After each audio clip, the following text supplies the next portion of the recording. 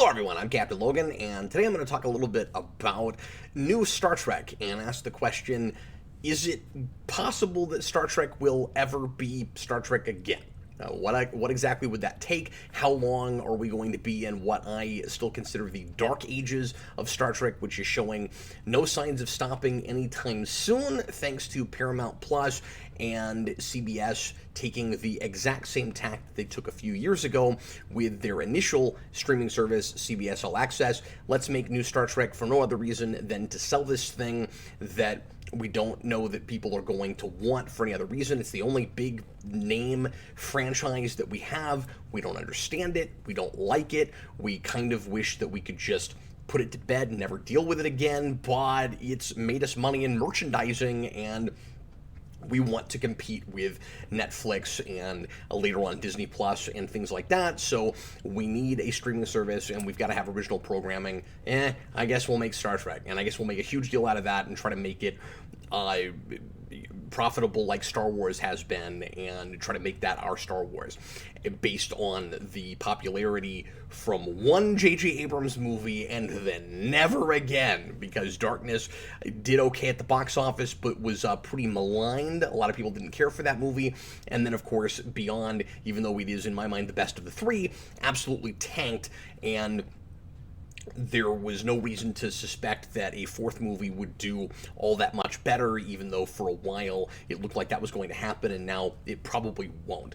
But anyway, I am not remotely optimistic at the moment about the future of Star Trek. I have kind of avoided talking about this for a while because it just makes me depressed, and it's hard not to just repeat myself. I feel the same way about it that I have going all the way back to the first season of Discovery, except I kept thinking that there was a chance that that show could somehow be turned around a little bit with the right kind of course correcting, and I really thought that there was a chance that Picard would actually be Star Trek. And what was really sad was I thought it was with the pilot, and then after that it all went downhill, and it was just more Star Trek Discovery set in the 24th century with some bastardization version of Picard, this 96-year-old man named Picard, who really is not that character but played by the same actor.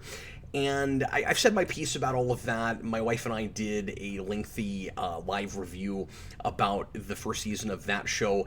But recently, with First Contact Day, because I guess Paramount is trying to turn that into like May the 4th, so there's a canonical First Contact Day, and we've taken that date now and tried to make it like the Star Trek holiday, and I missed it. Somehow I didn't even know that happened, because that's not a thing that I keep up with. I don't remember what day that is, and so that was a few weeks ago that happened, and Paramount used that to sell their streaming service because that's all they care about with that property, and try to make they did a lot of announcements that day, which weren't actually really announcements of new shows or anything, but rather just sneak previews and teasers of things that we already knew were going to happen.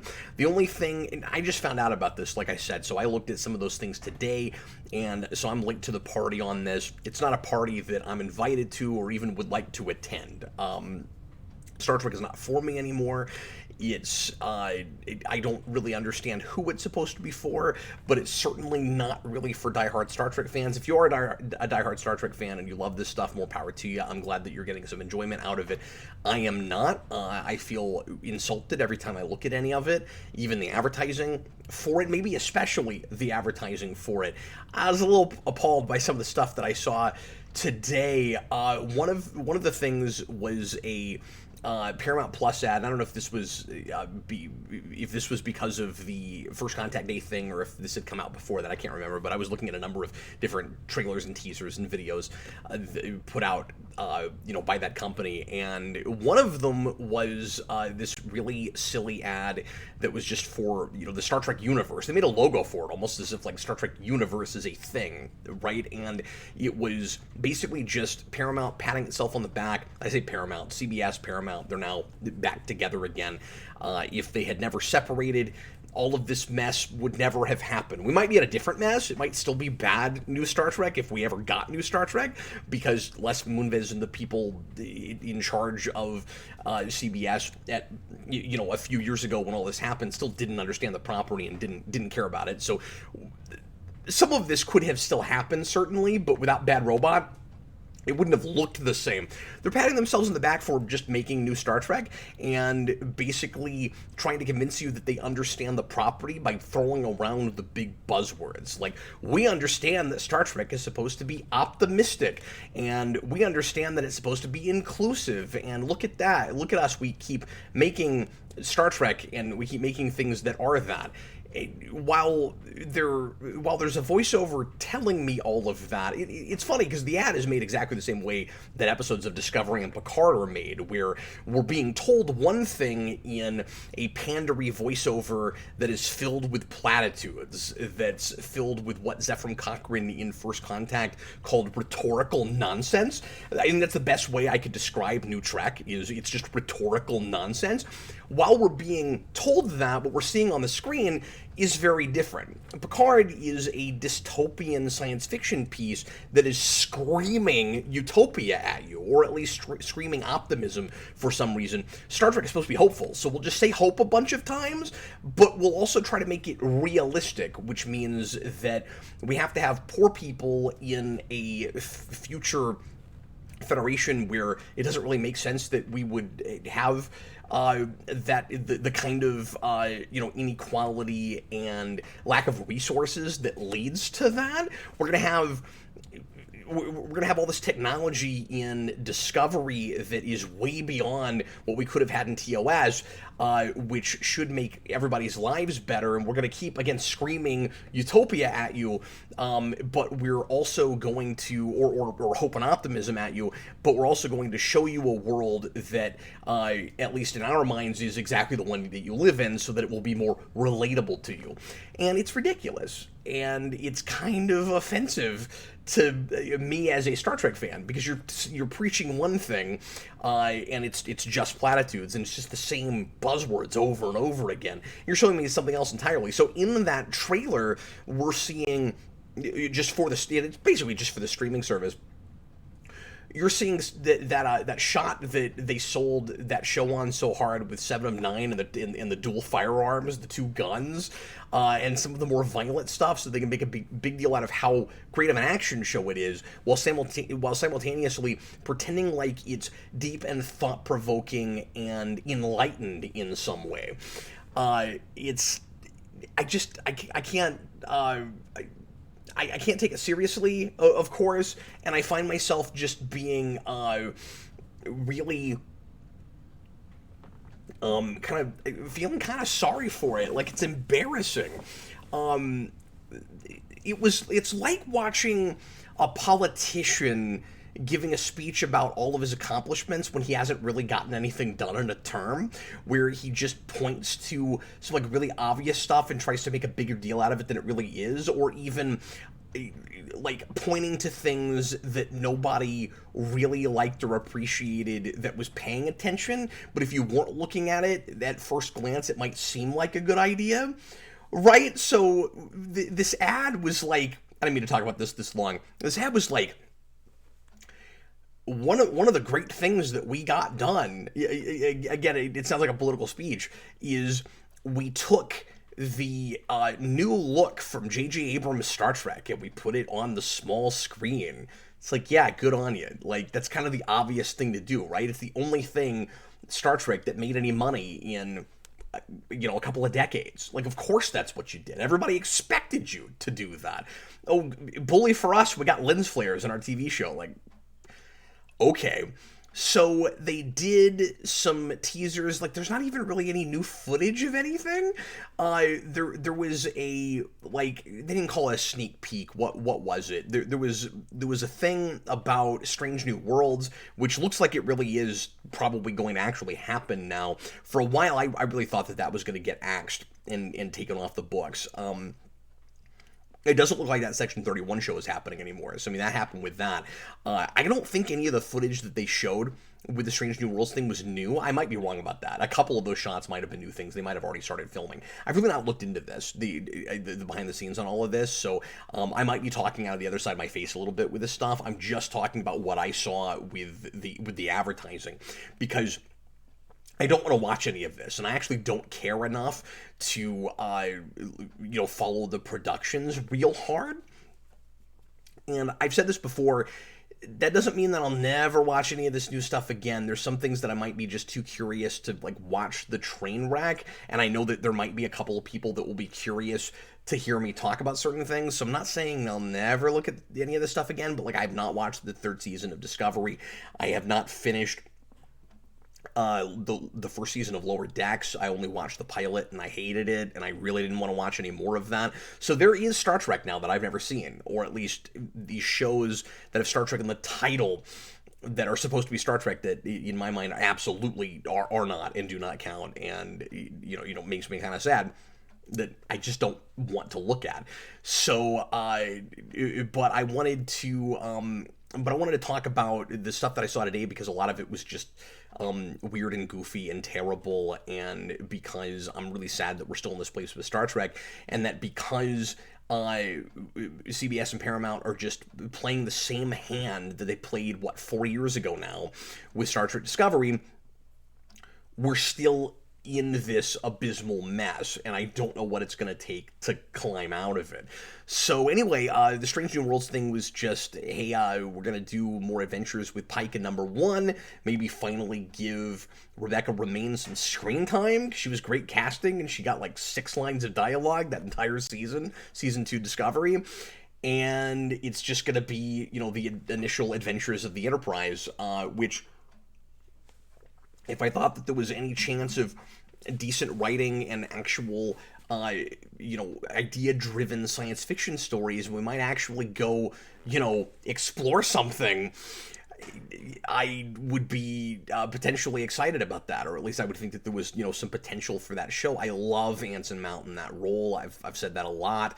A lot of people feel that way, and I want to be excited about that, but I just can't. I mean, the thing jumped the shark in the first 6 seconds with Discovery for me, and I mean, that's not to say that I didn't think that show had potential after that pilot. But it just all went downhill from there. I was scratching my head from minute 1 with this new stuff. And then there was some course correction with season 2, some legitimately smart course correcting, and some stuff that was just, really obvious and trying too hard to bring in a new audience, like bringing in Spock.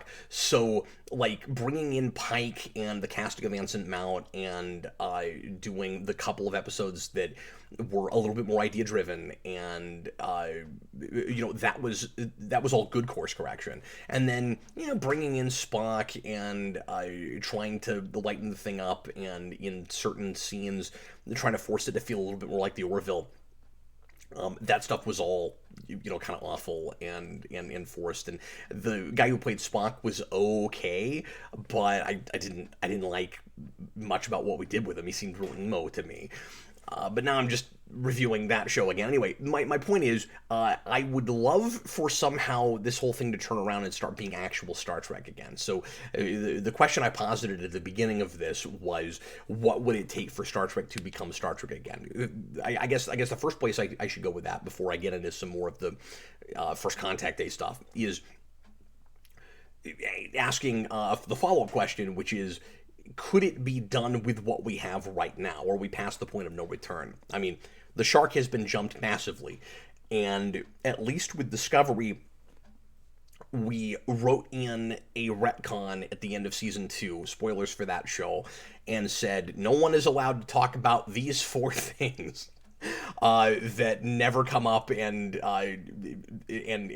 don't make sense that anybody would know about with later Star Trek, including but not limited to Michael Burnham's Section 31 and the Mirror Universe, 2 of which are things that should not have been public knowledge in the 23rd century, in early 23rd century, before TOS. And Michael Burnham, who is of course the most important, brilliant, perfect person who has ever lived that nobody ever talks about, And also there's the spore drive. That was the fourth thing, and of course we can't talk about that anymore. And then they go to the future, which is probably where that show should have started in the first place. And so now moving forward in the 32nd century or 33rd century, wherever they're at, it was like 1,000 years ahead.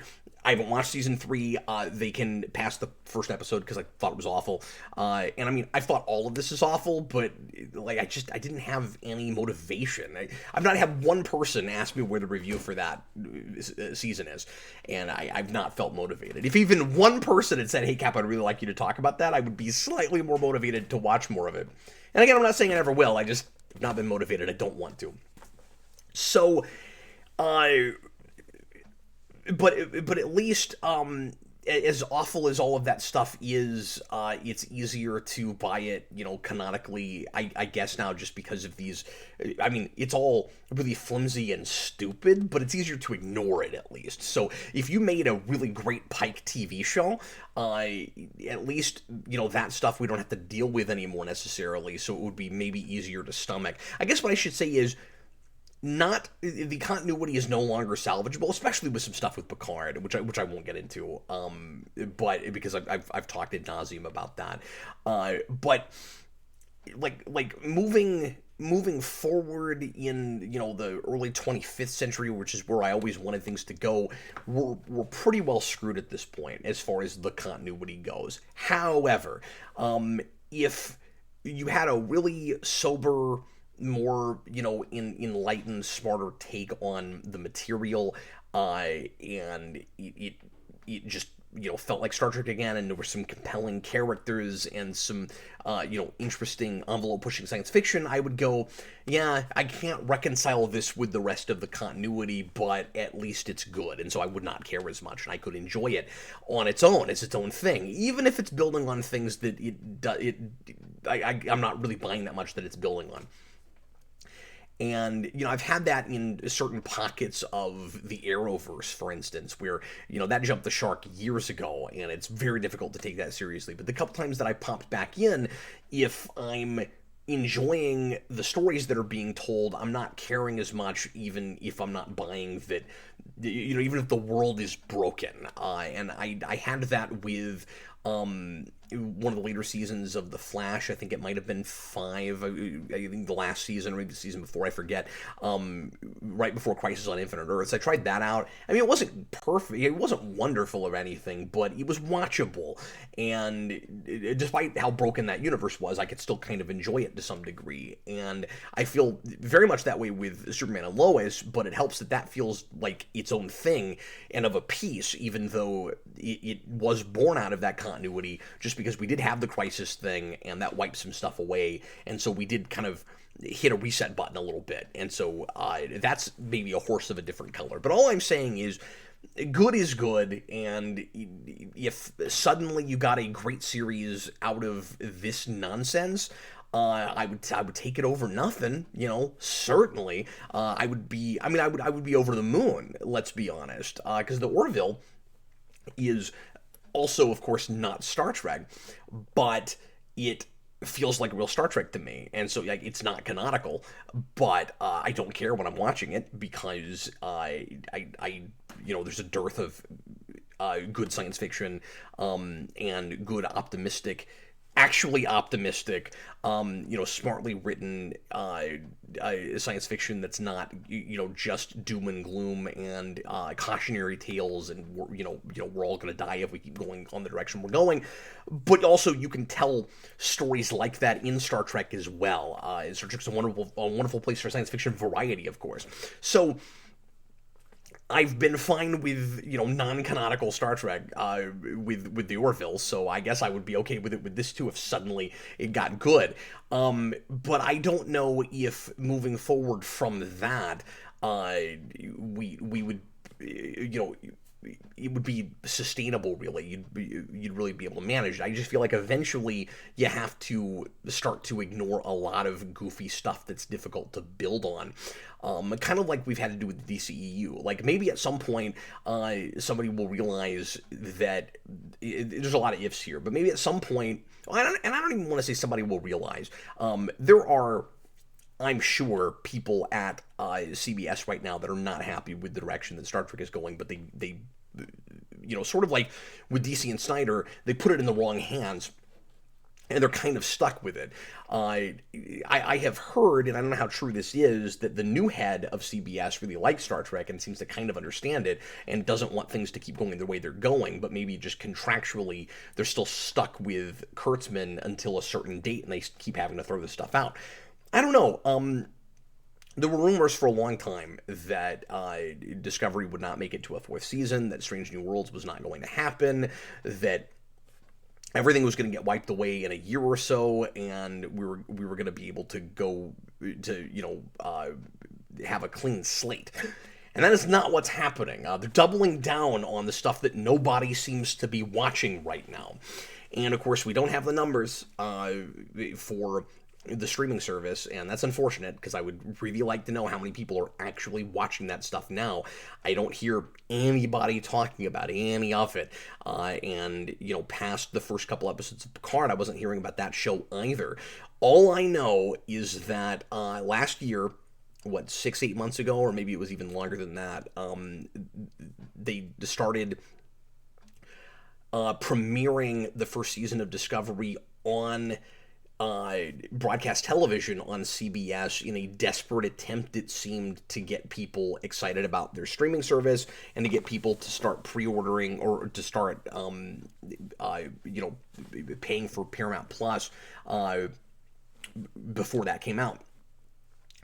And the ratings for that were abysmal, and like the pilot, the first episode got like 1.7 million views, or views. I'm putting this in YouTube terms, in an audience of 1.7 million viewers, and that's atrocious for a thing like that. And it was beaten out by reruns of reality shows like Masked Singer and stuff like that. And you might say, well, everybody that wanted to see that show had already seen it, and you were basically, just airing reruns of a thing that's been out for 3 years. But the thing is, a lot of people didn't get CBS All Access in the first place. That's the whole reason that they were airing that, and they put it in kind of a major time slot. So, or at least it was prime time, I think. They didn't put it at like 9 or 10 o'clock at night, so they seemed to be hoping that some people would see it and watch it. And it wasn't like a one-time thing, because I think at one point, a couple years ago, they aired the first episode of Discovery, but this was like the whole season. I think they were, or at least I'm pretty sure that's what they were doing, unless they stopped at some point because nobody was watching it. But keep in mind that like things with way better viewership, that network has not been able to keep on, like Supergirl, and that's why that had to. Or was that CBS? Am I remembering this correctly? Or was that NBC? No, that was NBC. But like, there's other network things that have done way better than that were not good enough to keep it on the air, and so it's for broadcast not good. And that doesn't really tell us anything, of course, about the streaming numbers. So, I mean, number-wise, that's really all I know. I think there was a leak at one point during Discovery Season 2 or something that made it clear that not anything like enough people were watching that show. But again, just the fact that they made it just to sell a streaming service, and then now, 3 years later, they're airing it, is got to tell us something, right? Like, they're desperate to get people to subscribe to Paramount Plus. And that service is, that's them doubling down on the streaming service thing. We're like, well, CBS All Access didn't really work out, so we're going to attempt the same thing that Disney and HBO are doing and hope that works out. Spoiler alert, it's not going to. I don't think. They're pretending like it's a brand new thing to new audiences, and a lot of people don't even realize that it's CBS All Access rebranded. Yes, they have a lot of new stuff, and I am subscribed to it because there are a few things that I like to watch that are on that service. I'm not even saying it's a terrible service. I'm just saying I don't think it's going to work out for them, and there's not enough original programming that anybody's going to care about, and just putting all your eggs still in the Star Trek basket when that hasn't been working is a mistake. I want to say I don't know why they don't just cancel that and start something else. But like, yeah, what else do they have brand recognition wise? What they don't understand, because they don't get the brand, in my mind, I know not everybody's going to agree with this, but I think, and maybe it's too late or too early, depending on how you look at it. Maybe you would need to put Star Trek to bed for a few years and then start over. But if they were to decanonicize everything that they've made so far and hire the right people and make like an anthology Star Trek show, or do something that is more in line with traditional Star Trek, I think they could potentially turn some heads finally. But they don't get the brand, they're not going to do that. So, can you get to something more like what I think of as real Star Trek, that would get me interested again, and where I could where I would get excited about the continuity at large again, out of the thing they currently have? It would be a massive uphill climb. I think they could get me excited about a TV show, and I could ignore everything else. But for the future of it, I think they would need to retcon pretty much everything they've made so far. I say pretty much everything they've made so far. Beyond that, pardon the plumbing in my basement here. Beyond that, I think the only thing you can do is, like I said, shut it down for a while and then come back and either do a full-on reboot, or say that everything under Kurtzman's tenure just doesn't count, and basically do a sequel to Enterprise or a sequel to Voyager or something. And it would take that network, it would take that studio making it for different reasons, I think. It would either have to be not just about selling a streaming service, or they would have to realize that they actually could sell the streaming service better if they made it actual science fiction and not the pandering nonsense that it's been so far, and where every single season of Discovery, a show that sounds like it should be about a ship going around, actually finding new life and new civilizations, where it's always just a massive existential threat, and like that's all it ever is. They're trying to make superhero movies out of Star Trek, and which is what the later movies kind of did too. And we've got to get past that. Like, I don't know. It's sad. It really depresses me, and it's not even because I have to always have great Star Trek on all the time. We have a lot of Star Trek of what I think of now as the original continuity. TOS through Enterprise, we had and some of it's not good. Obviously, there's a lot of bad Star Trek even in that, but most of it, by and large, I would still call Star Trek, even when it's boring or terrible. 700 plus episodes and 10 movies. I mean, there's a lot of Star Trek, and I don't need any more necessarily. So if we're gonna have it, I just want it to be good, because the problem is it's ruining the reputation of the brand, and you're going to have a lot of kids growing up that either just never look at Star Trek because it seems lame, because right now it is absolutely lame, or else if they do look into it, they're going to hate it, or they're going to hear, maybe some people will like it, but like I don't necessarily, some kids might grow up and actually like it. I don't think that's necessarily a good thing, because it's not thought-provoking, it's not challenging them in any way really, and it's just convoluted and nonsensical. So even if they do like it, it isn't Star Trek. They don't understand what that franchise was all about. They're just being clubbed over the head with hope and optimism and inclusiveness. Okay, and you can kind of, as far as what we mean by very often inclusiveness these days with television and movies and things, I think at this point, especially for something like Star Trek, that should just be a given. Like, we really with Star Trek need to stop patting ourselves on the back for diversity and stuff. Like, yeah, we were way ahead of the curve on that with Star Trek. That's just a given. If you're not doing that, you're doing something wrong. So to be like, look at us, we've got people of a lot of different ethnicities, and we got gay people now and stuff. It's like, yeah, great, we finally did that in Star Trek. Buffy beat you to it by a bazillion years. Like, you have to expect that. It would be very strange to not do that when you finally start making Star Trek again.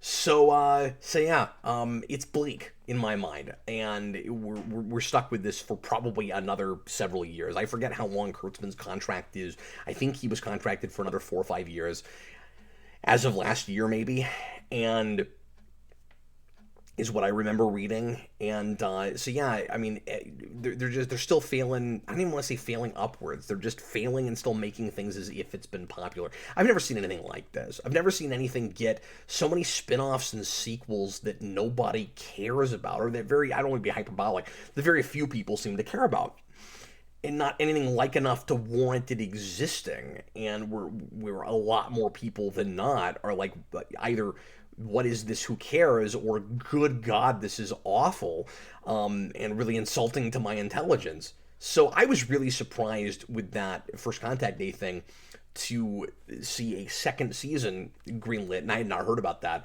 And there's already footage that they've actually shown us new footage of, because it's easy to get animation going right now in a way that it's not as much with shooting live action. But they are doing a second season, pardon me, of Lower Decks. Okay, I mean, they couldn't even get distribution for that internationally, and they're making and they're making more of that show. All right, and yay, they got Jonathan Frakes to come back as Riker again. All right, so we got Lower Decks.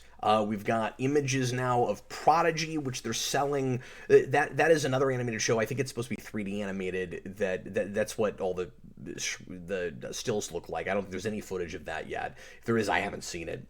But that's supposed to be a cartoon show, and this has been in the works for a long time now. I feel like we've been hearing about this for a couple of years now. That was supposed to be on Nickelodeon for kids, and now it's going to be on Paramount Plus. And I think it's still branded Nickelodeon. I'm fuzzy on whether or not that's actually going to be broadcasting on Nickelodeon, or if it's just going to be Paramount Plus. But anyway, did I say Disney Plus a minute ago? I might have accidentally said that. I meant Paramount Plus if I did. Anyway, but they're selling that really hard on Janeway. It was announced a few months ago that Kate Mulgrew was coming back to voice her, because that's how we're selling Star Trek right now, is finally we're bringing back characters that you always wanted to see again in a thing that I can't even look at as canonical Star Trek. So, I mean, like, it doesn't do anything for me. And again, Picard really had potential, and then it totally, completely squandered it. It wasn't that character, so I can't get excited about anybody else they're bringing back. And it's so gimmicky, it's so obvious. It's like, especially captains, like anybody we can bring back to give it some credibility. No, there's no credibility in the writing, guys. Like, all of these trailers are just a character rambling on about some concept in the most ethereal, broad, generic way possible. The Picard Season 2 teaser, which doesn't have any footage yet, it's just a bunch of images of things in his study that are calling, kind of like the way we were selling the first season, calling back to, major things from TNG, trying to, tickle the nostalgia bone again, which is funny because we've had a whole show now, or a whole season of the show now, but we're still just going back to TNG stuff. So, like, you see the Stargazer and, Picard's first ship and a few other things, and then the big reveal is, Q's going to be in that show, which, again, I'd love to get excited about, but I'm sure it's just going to hurt my feelings. That is the thing I probably will have a hard... That is the train wreck, and I hope it's not a train wreck, but, I mean, why should I expect anything else right now? That I will have the hardest time not going ahead and looking at, the explosions. Like, they're bringing Delancey back as Q. I don't know how to not look at that, and I think Gungan is still supposed to be in that show. But it's just Patrick Stewart rambling on about time and what time means, pretending like it's really deep or something. I just couldn't believe he just kept talking and talking. I'm like, none of this means anything. and then you get to the end of it, and like there's a playing card, and it's a queen, and there's a Q in the corner, and then we focus in on that, and then you hear Delancey's voice with new dialogue, I believe, and he says the trial never ends, which calls back to All Good Things, when Q says the trial never ended, and it seems like it's.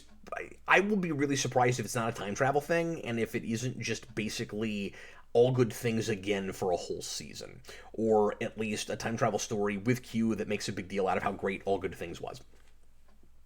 That's kind of what I think they're probably going to do with that.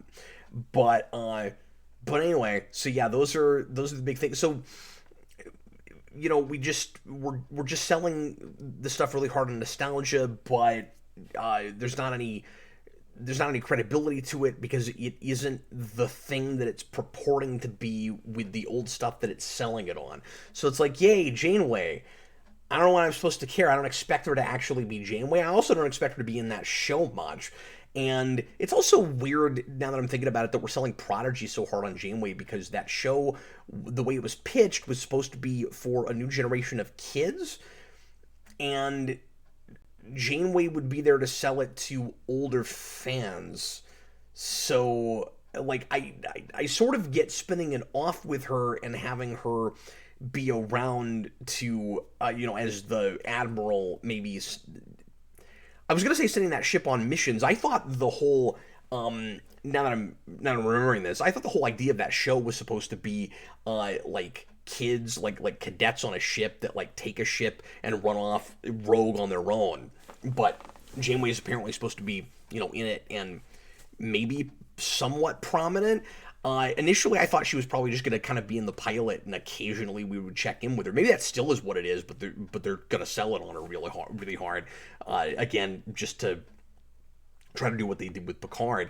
And people are going to be really disappointed because they're going to think that she's going to be in every episode and that it's about her, because there was a print ad that was Janeway, that was just a picture of Janeway in this new 3D animation with the title Star Trek Prodigy over it, and it looks like the Janeway show, but it isn't that. So like, you shouldn't sell it that way.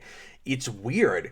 But if it's just sort of a passing the torch kind of thing or whatever, I get having an older character to spin it off with, and to link it to the old continuity.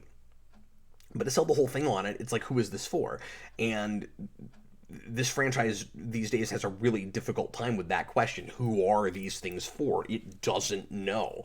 And then there's been rumors that, I don't know if there's any truth to this at all, that Scott Bakula has been offered something to come back as Archer, and it's all the really, kind of obvious stuff to do that might be cool, even as gimmicky as it is, if at least they were the same characters.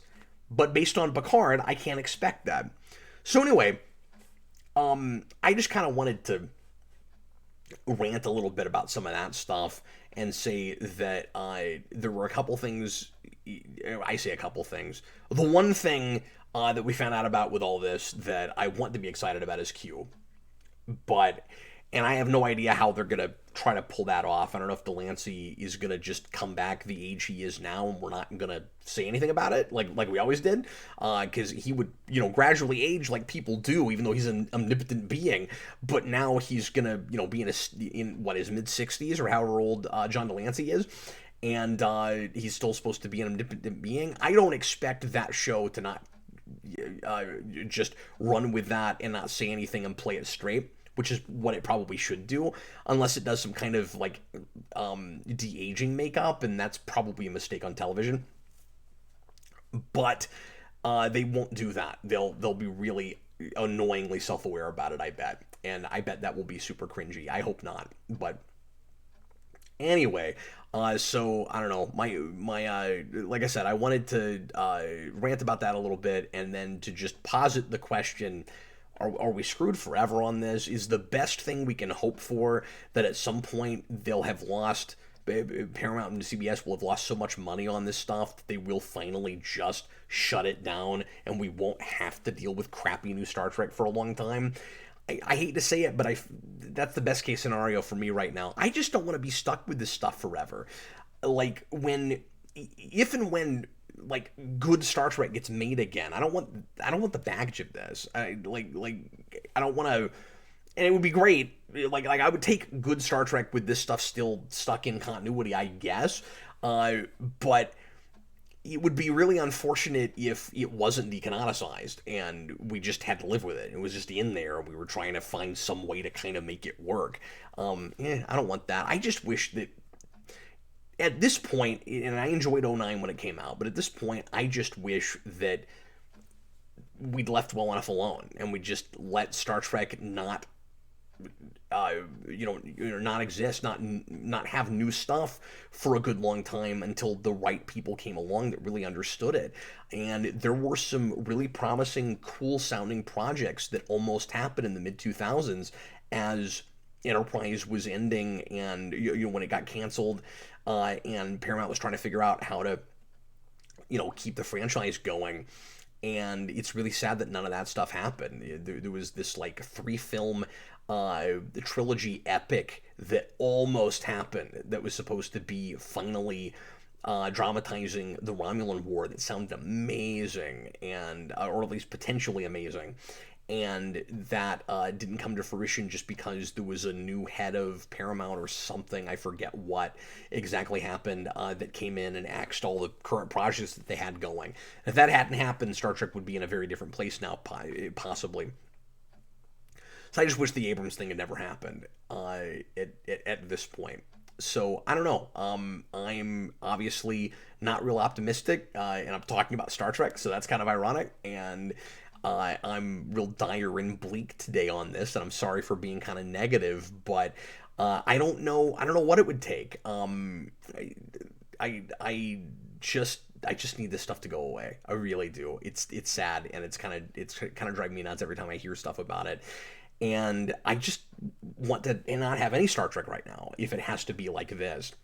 But anyway, I'm done ranting. Thanks a lot for watching, folks. Really appreciate it. Leave your comments. Let me know how you feel about Star Trek right now, and if you think there's any turning this thing around anytime in the near future. When I say near future, I mean like 10 years. Is there any chance in the next decade that somehow we end up with decent Star Trek again? Assuming you agree with me that what we have right now is not decent Star Trek, of course. Again, if you're enjoying this stuff, I don't understand that, but I'm glad that you're able to have some fun with it, because it is dreadful to me. Anyway, thanks a lot for watching, and I will see you again real shortly with more videos here on Geeflution. Bye, folks.